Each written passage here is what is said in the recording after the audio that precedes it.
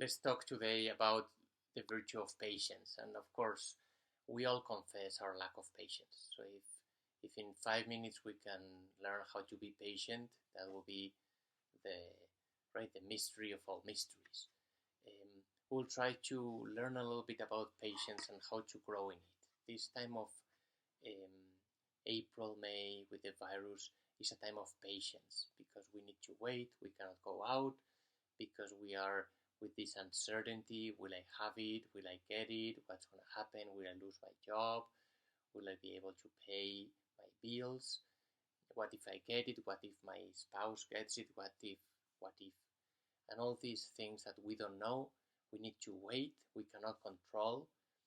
All this requires heroic patience. And patience is related to magnanimity and magnificence. We know we are called to greatness, to do great things in this time of virus. Do great things, maybe at home, but great things still. And patience is now, once we want to do these great things, we need to start the daily work, the small work. Patience dispose our passions, our loves, our affections, so that we can suffer the difficulties um, and conserve our calm, especially overcoming sorrow. So, patience is related to sorrow.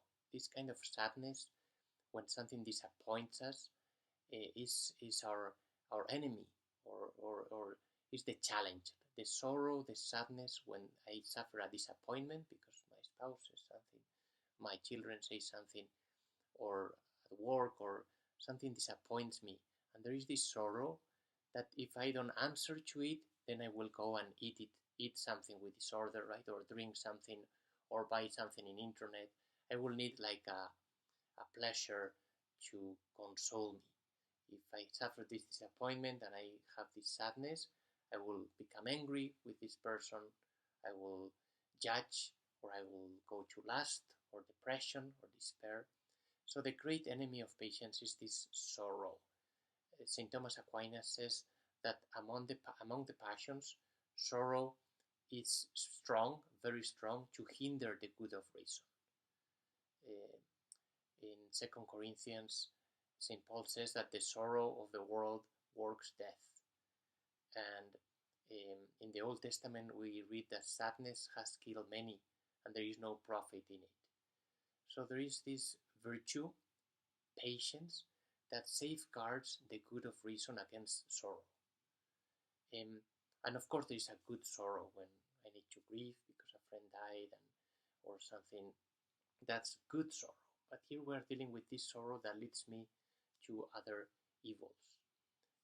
It's an evil sorrow that works death in my heart, brings discouragement, and I forget the gift of God. I forget my origin, and I forget my goal. So when this sorrow attacks us, we are called to be patient and repeat with Saint Teresa, let nothing disturb you, let nothing frighten you, all things are passing away.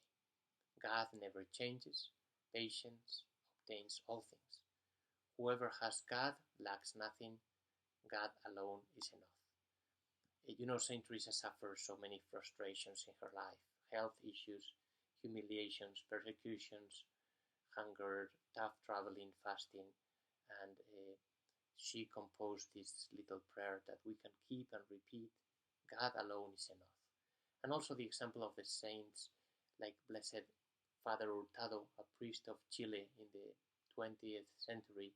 He worked hard serving the poor, the children, the abandoned, and every night he will come home really tired, destroyed, with struggles, also with persecution, with judgments against him, and he will say, I am content, Lord, I am content. And at the end of his life, when he had cancer, he was only 51 years old, he had cancer of pancreas, and during that time, every night, he would still repeat, I am content, Lord, I am content. Examples of fortitude and patience. And we need to understand there is a fight in my heart. God generates patience, the evil one generates impatience. Do not let the evil one conquer your imagination. There is a relationship between the virtue of patience and our imagination. When we start to imagine the frustration, my spouse said something, my friend said something, my child, and then I start imagining he's doing it in purpose. He just wants to annoy me. He's just mean. Uh, my my child will never be obedient. He will always have this vice. He's gonna stop coming to mass. They want me to be their slave, right? All this, they don't appreciate me. Impatience, this sorrow can bring to our imagination all this chain of wrong thoughts, right? Self-pity, despair, complaining. Um, we are called to be patient, and patience is an amazing virtue. Um, um, there is something very special in patience, that is there is always a second chance. There is always, in this chain of impatience, the virtue of patience is always there. It can come also after our impatience. Let's say that I was really impatient with my children, with someone, and um, like the phoenix that rises from the ashes, now I have the opportunity to be patient with myself, right? Because when I have been impatient with others, I can, in a second round, be also impatient with myself. I was impatient and I am a bad parent or a bad friend. I will never. But I have this second chance, this opportunity. I have been impatient with him, with her, and now I can be patient with me. I can reconsider and at least be patient with myself and stop the chain of frustration. With some sense of humor, with some humility, I can grow in patience. Um, so patience is that virtue that is related to being ready to start always again. I am ready to start again. I was impatient, but I have like a new opportunity, a second chance, a third chance. I love this story of the fathers of the desert.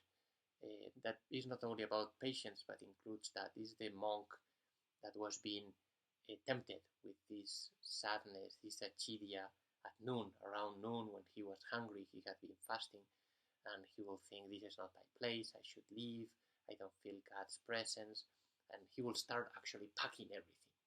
And everything was ready, he was ready to leave, and then he will reconsider and say, well, just for today, for the sake of God, who I think he called me, I will stay until tomorrow. So he will, in the evening, unpack everything and stay for the night. And the next morning, again, the temptation.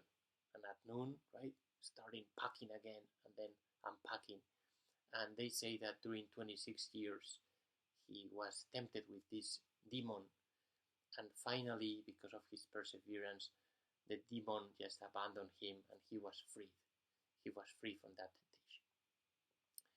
temptation.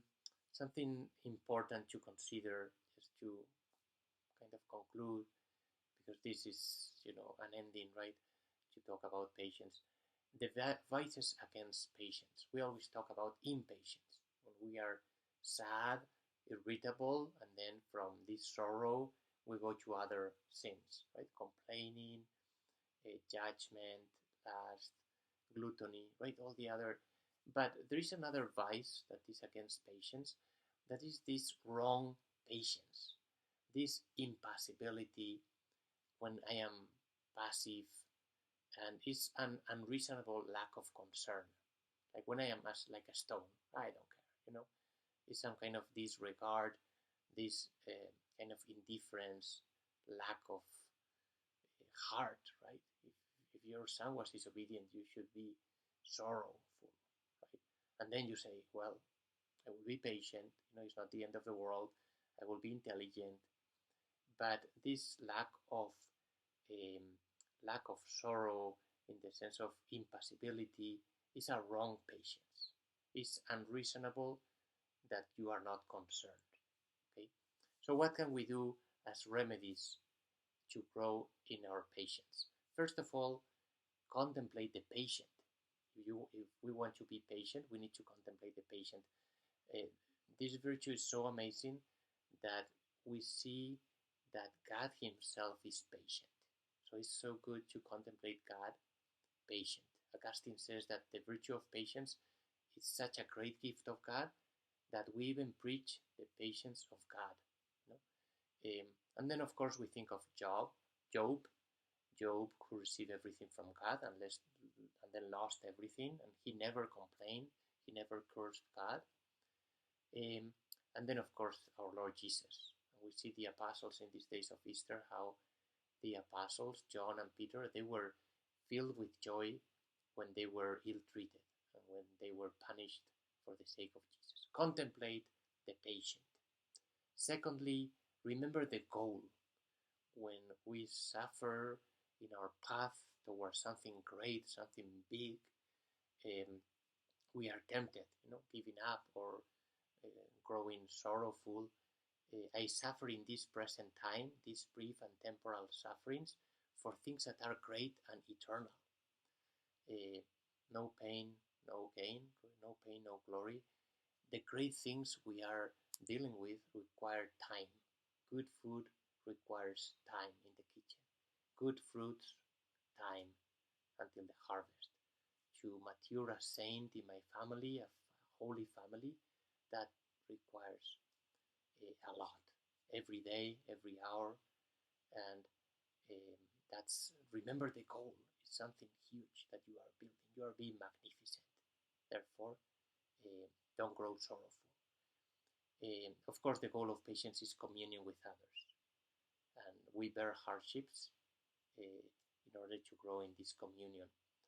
And then, as a third element, not only remember the goal, but be aware of the beginning, the gift, gratitude, because I have received everything from the Lord.